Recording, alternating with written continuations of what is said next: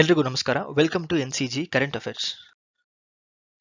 ಮೊದಲನೇದಾಗಿ world water week ವಿಶ್ವ ಜಲ ವಾರವನ್ನು ಪ್ರತಿ ವರ್ಷ ಆಗಸ್ಟ್ ಕೊನೆ ವಾರದಲ್ಲಿ ಆಚರಿಸಲಾಗುತ್ತೆ. ಈ ವರ್ಷ ಈ ಒಂದು ವಾರವನ್ನು ಆಗಸ್ಟ್ 23ರಿಂದ ಸೆಪ್ಟೆಂಬರ್ 1ರವರೆಗೂ ಆಚರಿಸಲಾಗುತ್ತೆ. ಈ ಒಂದು ವಾರದಲ್ಲಿ Stockholm international water institute SIWI ಕಾನ್ಫರೆನ್ಸ್ನ ಆರ್ಗನೈಸ್ ಮಾಡುತ್ತೆ. ಈ ಒಂದು ಕಾನ್ಫರೆನ್ಸ್ನಲ್ಲಿ ವಿಶ್ವದ ಬೇರೆ ಬೇರೆ ಭಾಗಗಳಿಂದ ಎಕ್ಸ್ಪರ್ಟ್ಗಳು ಸೇರಿ ಜಾಗತಿಕ ನೀರಿನ ಸಮಸ್ಯೆಗಳ ಬಗ್ಗೆ ಚರ್ಚಿಸ್ತಾರೆ ಮತ್ತು ವಾಟರ್ ರಿಲೇಟೆಡ್ ಚಾಲೆಂಜಸ್ಗಳಾದ ಪಾವರ್ಟಿ, ಕ್ಲೈಮೇಟ್ ಕ್ರೈಸಿಸ್, ಬಯೋಡೈವರ್ಸಿಟಿ ಲಾಸ್ಗಳ ಬಗ್ಗೆ ಸಹ ಚರ್ಚೆ ಮಾಡಿ ಸೊಲ್ಯೂಷನ್ಸ್ನ ಡೆವಲಪ್ ಮಾಡ್ತಾರೆ. ವರ್ಲ್ಡ್ ವಾಟರ್ ವೀಕ್ ಕಾನ್ಫರೆನ್ಸ್ನ ಫಸ್ಟ್ ಟೈಮ್ ಆರ್ಗನೈಸ್ ಮಾಡಿದ್ದು 1991ನಲ್ಲಿ. ಇದು ಸ್ವೀಡಿಷ್ ಕ್ಯಾಪಿಟಲ್ ಸ್ಟಾಕ್ ಹೋಮ್ನಲ್ಲಿ ನಡೆದ ಪಬ್ಲಿಕ್ ವಾಟರ್ ಫೆಸ್ಟಿವಲ್ ಸಾರ್ವಜನಿಕ ಜಲ ಉತ್ಸವದ ಭಾಗವಾಗಿತ್ತು. ಈ ವರ್ಷದ ಥೀಮ್ ಬಂದು seeing the unseen the value of water. August 25ರಂದು IIT Guwahati smart Indian hackathon ಫೈನಲ್ನ successful ಆಗಿ ಹೋಸ್ಟ್ ಮಾಡಿದೆ. Smart India hackathon government of ಇಂಡಿಯಾದ ಒಂದು ಇನಿಷಿಯೇಟಿವ್ ಆಗಿದೆ. ಈ ಒಂದು event under government ಡಿಪಾರ್ಟ್ಮೆಂಟ್ಗಳು, private organisations ಅಥವಾ MSME, NGOಗಳು, ಪಬ್ಲಿಕ್ ಸೆಕ್ಟಾರ್ ಯೂನಿಟ್ಗಳು, ಅದರ ಜೊತೆಗೆ ಸ್ಟೇಟ್ ಗವರ್ನಮೆಂಟ್ ಮತ್ತು ಸೆಂಟ್ರಲ್ ಗವರ್ನಮೆಂಟ್ನ ಡಿಪಾರ್ಟ್ಮೆಂಟ್ ಅಥವಾ ಮಿನಿಸ್ಟ್ರಿಗಳು ಸ್ಟೂಡೆಂಟ್ಗಳಿಗೆ ಚಾಲೆಂಜಸ್ನ ಪೋಸ್ ಮಾಡ್ತಾರೆ. ಈ ಒಂದು ಚಾಲೆಂಜ್ಗಳು ಅವರ ಆರ್ಗನೈಸೇಷನ್ನಲ್ಲಿ ಡೈಲಿ ಫೇಸ್ ಮಾಡ್ತಿರುವ ಪ್ರಾಬ್ಲಮ್ಗಳಾಗಿರುತ್ತೆ. ಆ ಒಂದು ಚಾಲೆಂಜ್ಗಳಿಗೆ ಸ್ಟೂಡೆಂಟ್ಸ್ ಅಲ್ಲಿ ಸೊಲ್ಯೂಷನ್ಸ್ನ ಹುಡುಕಬೇಕಾಗಿರುತ್ತೆ.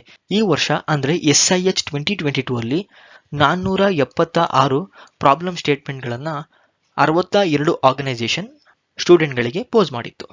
ಸ್ಮಾರ್ಟ್ ಇಂಡಿಯಾ ಹ್ಯಾಕಥಾನ್ನ ಮೊದಲನೇ ಈವೆಂಟ್ ನಡೆದಿದ್ದು 2017ನಲ್ಲಿ. ಅವಾಗ ಬರೀ ಸಾಫ್ಟ್ವೇರ್ ಚಾಪ್ಟರ್ ಇತ್ತು. 2018ನಿಂದ ಹಾರ್ಡ್ವೇರ್ ಚಾಪ್ಟರ್ನ ಸಹ ಇಂಟ್ರೊಡ್ಯೂಸ್ ಮಾಡಲಾಗಿತ್ತು. ಈ ಒಂದು ಈವೆಂಟ್ನಲ್ಲಿ PhD ಅಥವಾ ಡಬಲ್ ಗ್ರಾಜ್ಯುಯೇಟ್ ಸ್ಟೂಡೆಂಟ್ಸ್ ಮಾತ್ರ ಪಾರ್ಟಿಸಿಪೇಟ್ ಮಾಡ್ತಾ ಇದ್ರು.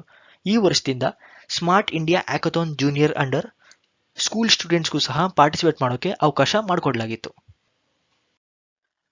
ನೆಕ್ಸ್ಟ್ ಟಾಪಿಕ್ ಬಂದು ಪ್ರೆಸಿಡೆಂಟ್ ದ್ರೌಪದಿ ಮುರ್ಮು ಅವರು ನ್ಯಾಷನಲ್ ಟೀಚರ್ಸ್ ಅವಾರ್ಡ್ 2022ನ 46 ಟೀಚರ್ಗಳಿಗೆ ಸೆಪ್ಟೆಂಬರ್ 5ರಂದು ಅಂದರೆ ನ್ಯಾಷನಲ್ ಟೀಚರ್ಸ್ ಡೇ ಎಂದು ನ್ಯೂ ಡೆಲ್ಲಿಯಲ್ಲಿ ಪ್ರದಾನ ಮಾಡಲಿದ್ದಾರೆ.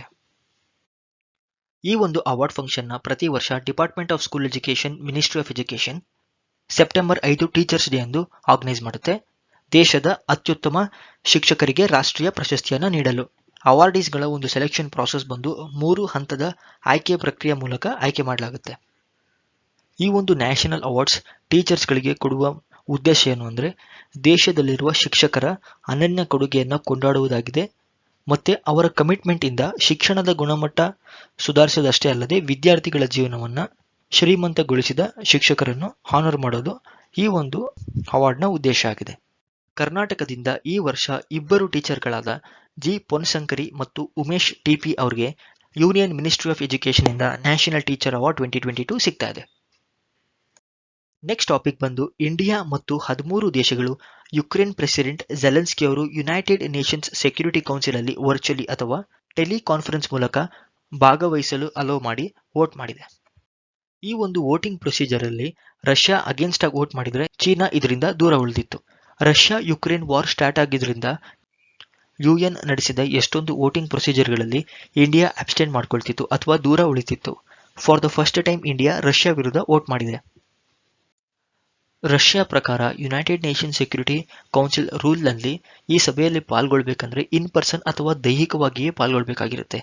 ಆದರೆ ಯುಕ್ರೇನ್ನಲ್ಲಿ ವಾರ್ ಸಿಚುಯೇಷನ್ ಇರೋದ್ರಿಂದ ಝೆಲೆನ್ಸ್ಕಿ ಅವರು ವರ್ಚುವಲಿ ಈ ಒಂದು ಸಭೆಯಲ್ಲಿ ಪಾಲ್ಗೊಳ್ಳೋಕೆ ಅವಕಾಶ ಮಾಡಿಕೊಡ್ಬೇಕು ಅಂತೇಳಿ ರಿಕ್ವೆಸ್ಟ್ನ ಸಲ್ಲಿಸಿದ್ರು. ಈ ಒಂದು ರಿಕ್ವೆಸ್ಟ್ನ ಇಂಡಿಯಾ 13 ದೇಶಗಳ ಜೊತೆಗೆ ಅಲೋ ಮಾಡಿದೆ. ಯಾವೆಲ್ಲ ದೇಶಗಳು ಈ ಒಂದು ವೋಟಿಂಗ್ ಪ್ರೊಸೀಜರ್ ಅಲ್ಲಿ ಪಾಲ್ಗೊಳ್ಬಹುದು ಅಂದರೆ ಯುನೈಟೆಡ್ ನೇಷನ್ ಸೆಕ್ಯೂರಿಟಿ ಕೌನ್ಸಿಲ್ನಲ್ಲಿ 15 ಮೆಂಬರ್ ದೇಶಗಳಿದೆ. ಅದರಲ್ಲಿ 5 ಪರ್ಮನೆಂಟ್ ಮೆಂಬರ್ಗಳಾಗಿವೆ. ಒಂದು China, France, Russia, United Kingdom ಮತ್ತು ಯುನೈಟೆಡ್ ಸ್ಟೇಟ್ಸ್ಗಳಾಗಿದೆ. ಮತ್ತು 10 ನಾನ್ ಪರ್ಮನೆಂಟ್ ದೇಶಗಳು 2 ವರ್ಷಗಳ ಒಂದು ಡ್ಯೂರೇಷನ್ಗೆ ಆಯ್ಕೆ ಆಗ್ತಾರೆ. ಈ ಒಂದು 10 ನಾನ್ ಪರ್ಮನೆಂಟ್ ದೇಶಗಳಲ್ಲಿ ಇಂಡಿಯಾ ಕೂಡ ಒಂದಾಗಿದೆ. ಇಂಡಿಯಾದ ಮೆಂಬರ್ಶಿಪ್ ಬಂದು ಈ ವರ್ಷ ಡಿಸೆಂಬರ್ ಎಂಡಲ್ಲಿ ಮುಗಿತಾ ಇದೆ. ಈ ಒಂದು 5 ಪರ್ಮನೆಂಟ್ ದೇಶದ ಮೆಂಬರ್ಗಳಿಗೆ ವಿಟೋ ಪವರ್ ಇರುತ್ತೆ.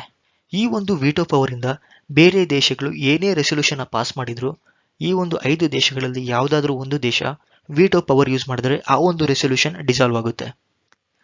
ಇಂಡಿಯಾಗೆ UN ಅಲ್ಲಿ ಪರ್ಮನೆಂಟ್ ಮೆಂಬರ್ಶಿಪ್ ಸಿಗಬೇಕು ಅಂತ ಹೇಳಿ ಈ ಒಂದು 4 ದೇಶಗಳು ಸಪೋರ್ಟ್ ಮಾಡಿದೆ. ಆದರೆ ಚೀನಾ ಇದನ್ನ ಯಾವಾಗಲೂ ತಡೆ ಹಿಡಿದಿದೆ.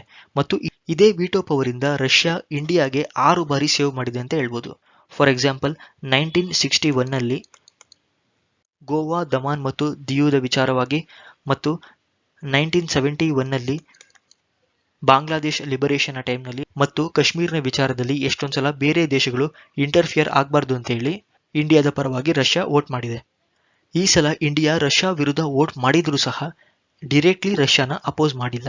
ಬರೀ ಜೆಲೆನ್ಸ್ಕಿ ಅವ್ರಿಗೆ ಈ ಒಂದು ಸಭೆಯಲ್ಲಿ ವರ್ಚುವಲಿ ಪಾಲ್ಗೊಳ್ಳೋಕೆ ಅವಕಾಶ ಮಾಡಿಕೊಟ್ಟಿದೆ ಅಷ್ಟೇ. ನೆಕ್ಸ್ಟ್ ಟಾಪಿಕ್ ಬಂದು ಮಾಲಿಯ ಮಿಲಿಟರಿ ಗವರ್ನಮೆಂಟ್ ಚೊಗುಯೆಲ್ ಮೈಗಾ ಅವರ ರೀಪ್ಲೇಸ್ಮೆಂಟ್ ಆಗಿ ಅಬ್ದುಲ್ಲೆ ಮೈಗಾ ಅವ್ರನ್ನ ಇಂಟೀರಿಯಂ ಪ್ರೈಮ್ ಮಿನಿಸ್ಟರ್ ಆಗಿ ಅಪಾಯಿಂಟ್ ಮಾಡಿದ್ದಾರೆ. ಈ ಹಿಂದೆ ಅಬ್ದುಲ್ಲಾ ಮೈಗಾ ಅವರು ಗವರ್ನಮೆಂಟ್ನ ಸ್ಪೋಕ್ಸ್ ಮ್ಯಾನ್ ಅಥವಾ ವಕ್ತಾರರಾಗಿದ್ದರು, ಮತ್ತು ಚೌಗಲ್ ಮೈಗಾ ಅವರು 2021 ನಿಂದ ಮಾಲಿಯ ಪ್ರೈಮ್ ಮಿನಿಸ್ಟರ್ ಆಗಿದ್ದಾರೆ. ಹಾಗೂ ಆಗಸ್ಟ್ 2020ರಲ್ಲಿ ಡೆಮಾಕ್ರೆಟಿಕಲಿ ಎಲೆಕ್ಟ್ ಆಗಿದ್ದ ಗವರ್ನಮೆಂಟ್ನ ಅಲ್ಲಿದ್ದ ಮಿಲಿಟರಿ ಟೇಕ್ ಓವರ್ ಮಾಡಿತ್ತು. ಇದರಿಂದಾಗಿನೇ ಅಲ್ಲಿನ ಮಿಲಿಟರಿ ತುಂಬಾನೇ ಕ್ರಿಟಿಸಿಸಮ್ನ ಫೇಸ್ ಮಾಡಿತ್ತು. ಮತ್ತು ಅಲ್ಲಿನ ಮಿಲಿಟರಿಯ ಜುಂಟಾ ಅಥವಾ ಕಮಿಟಿಯ ಲೀಡರ್ ಆಗಿದ್ದ ಅಸಿಮಿ ಗೊಯ್ತಾ ಅವರು ಮೇ 2021ಕ್ಕೆ ತಮ್ಮನ್ನೇ ತಾವಾಗಿ ಪ್ರೆಸಿಡೆಂಟ್ ಆಗಿ ಅಪಾಯಿಂಟ್ ಮಾಡಿಕೊಂಡ್ರು. ಮಾಲಿಯ ಕ್ಯಾಪಿಟಲ್ ಬಂದು ಬಮಾಕೋ ಮತ್ತು ಕರೆನ್ಸಿ ಬಂದು ಫ್ರಾಂಕ್. ನೆಕ್ಸ್ಟ್ ಟಾಪಿಕ್ ಬಂದು ಬಾಂಗ್ಲಾದೇಶ್ ಮೂಲದ ಫಹೀಮ್ದಾ ಆಜಿಮ್ ಅವರು ಇಲ್ಲಿಸ್ಟ್ರೇಟೆಡ್ ರಿಪೋರ್ಟಿಂಗ್ ಅಂಡ್ ಕಾಮೆಂಟ್ರಿ ವಿಭಾಗದಲ್ಲಿ ಪುಲಿಟ್ಜರ್ ಪ್ರೈಸ್ 2022ಗೆ ಸೆಲೆಕ್ಟ್ ಆಗಿದ್ದಾರೆ. ಇವರು ಕರೆಂಟ್ಲಿ ಯುನೈಟೆಡ್ ಸ್ಟೇಟ್ಸ್ನ ಇನ್ಸೈಡರ್ ಮ್ಯಾಗಝೀನ್ ಅಲ್ಲಿ ಕೆಲಸ ಮಾಡ್ತಾ ಇದ್ದಾರೆ. ಉಯಿಗರ್ ಮುಸ್ಲಿಮ್ಸ್ ವಿರುದ್ಧ ಚೀನಾ ಮಾಡುತ್ತಿರುವ ದಬ್ಬಾಳಿಕೆಯ ಕುರಿತಾದ ಕೆಲಸಕ್ಕಾಗಿ ಫಹೀಮ್ದಾ ಅವರನ್ನು ಸೇರಿಸಿ ಆಂಥೋನಿ ದೆಲ್ಕಾಲ್, ಜಾಶ್ ಹ್ಯಾಡಮ್ಸ್, ವಾಲ್ಡ್ ಹಿಕೆ ಅವರಿಗೆ ಈ ಒಂದು ಪ್ರಶಸ್ತಿಯನ್ನು ಕೊಡಲು ಸೆಲೆಕ್ಟ್ ಮಾಡಲಾಗಿದೆ. ಈ ಒಂದು ಇಲಿಸ್ಟ್ರೇಷನ್ನ ಹೆಸರು ಬಂದು I escaped a Chinese internment camp, ನಾನು ಚೈನೀಸ್ ಇಂಟರ್ಮೆಂಟ್ ಕ್ಯಾಂಪ್ನಿಂದ ಪಾರಾಗಿದ್ದೇನೆ. ಪುಲಿಟ್ಜರ್ ಪ್ರೈಸ್ನ ಜರ್ನಲಿಸಂನ ಒಂದು ಹೈಯೆಸ್ಟ್ ನ್ಯಾಷನಲ್ ಆನರ್ ಅಂತ ಹೇಳಿ ರಿಗಾರ್ಡ್ ಮಾಡಲಾಗುತ್ತೆ. ಈ ಒಂದು ಪ್ರೈಸ್ ಕೊಡಲು ಸ್ಟಾರ್ಟ್ ಮಾಡಿದ್ದು 1970ನಲ್ಲಿ ಜರ್ನಲಿಸ್ಟ್ ಮತ್ತು ನ್ಯೂಸ್ ಪೇಪರ್ ಪಬ್ಲಿಷರ್ ಆದ ಜೋಸೆಫ್ ಪುಲ್ಟೈಸರ್ ಇಂದ. ಈ ಒಂದು ಅವಾರ್ಡ್ನ 21 ಕ್ಯಾಟಗರಿಗಳಲ್ಲಿ ಕೊಡಲಾಗುತ್ತೆ. ಉಯಿಗರ್ ಮುಸ್ಲಿಮ್ಸ್ ಬಗ್ಗೆ ನಾವು ನೋಡ್ತಾ ಹೋದ್ರೆ ಓವರ್ ಆಲ್ 12 ಮಿಲಿಯನ್ ಉಯಿಗರ್ ಮುಸ್ಲಿಂಗಳು ಚೀನಾದ ಜಿನ್ಜಿಯಾಂಗ್ ಉಯಿಗರ್ ಅಟಾನಮಸ್ ರೀಜನ್ ಅಲ್ಲಿ ವಾಸಿಸ್ತಾ ಇದ್ದಾರೆ. ಈ ಹಿಂದೆ ಉಯಿಗರ್ಗಳು ವಾಸಿಸುತ್ತಿರುವ ಈ ಒಂದು ಪ್ರದೇಶ ಇಂಡಿಪೆಂಡೆಂಟ್ ಆಗಿತ್ತು. 1949ನಲ್ಲಿ ಚೀನಾದ ಕಮ್ಯುನಿಸ್ಟ್ ಗವರ್ನಮೆಂಟ್ ಈ ಒಂದು ಪ್ರದೇಶನ ಅಕ್ವೈರ್ ಮಾಡಿಕೊಳ್ಳುತ್ತೆ. ಯುನೈಟೆಡ್ ನೇಷನ್ ಸೇರಿ ಹಲವಾರು ದೇಶಗಳು ಚೀನಾ ಅಲ್ಲಿನ ಮುಸ್ಲಿಂ ಮೈನಾರಿಟಿಗಳ ಹ್ಯೂಮನ್ ರೈಟ್ಸ್ನ ಕಿತ್ಕೊಂಡಿದೆ ಅಂತ ಹೇಳಿ ಕ್ರಿಟಿಸೈಸ್ ಮಾಡಲಾಗಿದೆ. 2018ರ ಯುನೈಟೆಡ್ ನೇಷನ್ಸ್ನ ಒಂದು ರಿಪೋರ್ಟ್ನ ಪ್ರಕಾರ 1 ಮಿಲಿಯನ್ ಉಯಿಗರ್ಗಳನ್ನ ಚೀನಾದ ಕೌಂಟರ್ ಎಕ್ಸ್ಟ್ರೀಸಮ್ ಸೆಂಟರ್ ಅನ್ನೋ ಒಂದು ಕ್ಯಾಂಪ್ನಲ್ಲಿ ಡಿಟೇನ್ ಅಥವಾ ಬಂಧಿಸಲಾಗಿದೆ. ಚೀನಾದ ವಾದ ಏನು ಅಂದ್ರೆ ಅಲ್ಲಿನ ಎಕ್ಸ್ಟ್ರೀಸಮ್ ಅಥವಾ ಉಗ್ರವಾದವನ್ನ ನಿಗ್ರಹಿಸೋದಾಗಿದೆ ಮತ್ತು ಅಲ್ಲಿನ ಜನರಿಗೆ ರೀ ಎಜುಕೇಶನ್ ಪ್ರೋಗ್ರಾಮ್ನ ಕಂಡಕ್ಟ್ ಮಾಡ್ತಾ ಇರೋದಾಗಿದೆ. ನೆಕ್ಸ್ಟ್ ಟಾಪಿಕ್ ಬಂದು ಇಂಡಿಯಾ ಆಗಸ್ಟ್ 29ಕ್ಕೆ ನ್ಯಾಷನಲ್ ಸ್ಪೋರ್ಟ್ಸ್ ಡೇ ಅಥವಾ ರಾಷ್ಟ್ರೀಯ ಕ್ರೀಡಾ ದಿನವನ್ನ ಹಾಕಿ ಲೆಜೆಂಡ್ ಆಗಿರುವಂತಹ ಮೇಜರ್ ಧ್ಯಾನ್ ಚಂದ್ ಅವರ ಬರ್ತ್ ಆನಿವರ್ಸರಿ ಎಂದು ಆಚರಿಸಲಾಗುತ್ತೆ. ಈ ಒಂದು ದಿನವನ್ನ ಸ್ಪೋರ್ಟ್ ಹೀರೋಸ್ ಮತ್ತು ಚಾಂಪಿಯನ್ಗಳಿಗೆ ಸಮರ್ಪಿಸಲಾಗಿದೆ ಹಾಗೂ ದೇಶಕ್ಕೆ ಪ್ರಶಸ್ತಿಗಳನ್ನು ತರುವಲ್ಲಿ ಅವರ ಕೊಡುಗೆ ಮತ್ತು ಸಮರ್ಪಣೆಯನ್ನು ಗೌರವಿಸಲಾಗುತ್ತದೆ. ಧ್ಯಾನ್ ಚಂದ್ ಅವರನ್ನ ಆಟದ ವೈಜಾರ್ಡ್ ಅಥವಾ ಮಾಂತ್ರಿಕ ಅಂತ ಕನ್ಸಿಡರ್ ಮಾಡಲಾಗಿತ್ತು. ಇವರು ಇಂಡಿಯಾ 3 ಸಲ ಹಾಕಿಯಲ್ಲಿ ಅಂದರೆ ಆಮ್ಸ್ಟರ್ಡಮ್ 1928ಅಲ್ಲಿ, ಲಾಸ್ ಏಂಜಲ್ಸ್ 1932 ಅಲ್ಲಿ ಮತ್ತು ಬರ್ಲಿನ್ 1936 ಅಲ್ಲಿ ಒಲಿಂಪಿಕ್ ಗೋಲ್ಡ್ ಮೆಡಲ್ ಗೆಲ್ಲೋದ್ರಲ್ಲಿ ಮುಖ್ಯ ಪಾತ್ರನ ವಹಿಸಿದ್ರು. ಮತ್ತು ಜರ್ಮನಿಯ ಅಡಾಲ್ಫ್ ಹಿಟ್ಲರ್ ಅವರು ಇವರಿಗೆ ಜರ್ಮನಿಯ ಸಿಟಿಜನ್ಶಿಪ್ ಸಹ ಆಫರ್ ಮಾಡಿದ್ರು. ಆದರೆ ಇವರು ಇಂಡಿಯಾಗೆ ಆಡಬೇಕು ಅಂತ ಹೇಳಿ ಆ ಒಂದು ಆಫರ್ನ ರಿಜೆಕ್ಟ್ ಮಾಡಿದ್ರು. ಹಾಗೂ ರೀಸೆಂಟ್ ಆಗಿ ಸೆಂಟ್ರಲ್ ಗವರ್ನಮೆಂಟ್ ರಾಜೀವ್ ಗಾಂಧಿ ಖೇಲ್ ಪ್ರಶಸ್ತಿಯನ್ನ ಮೇಜರ್ ಧ್ಯಾನ್ ಚಂದ್ ಖೇಲ್ ರತ್ನ ಪ್ರಶಸ್ತಿ ಅಂತ ಹೇಳಿ ರೀನೇಮ್ ಕೂಡ ಮಾಡಲಾಗಿತ್ತು.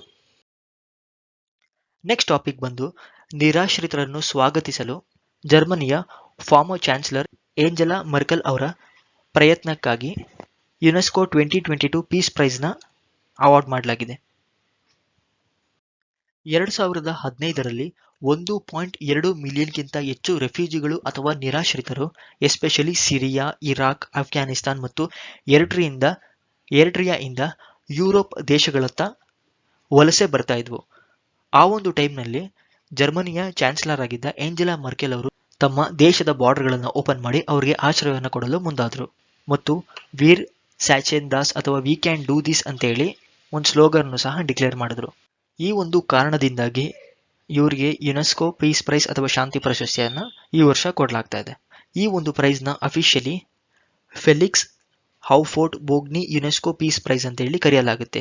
ಫೆಲಿಕ್ಸ್ ಅವರು ಐವೋರಿ ಕೋಸ್ಟ್ನ ಮಾಜಿ ಪ್ರೆಸಿಡೆಂಟ್ ಆಗಿದ್ರು.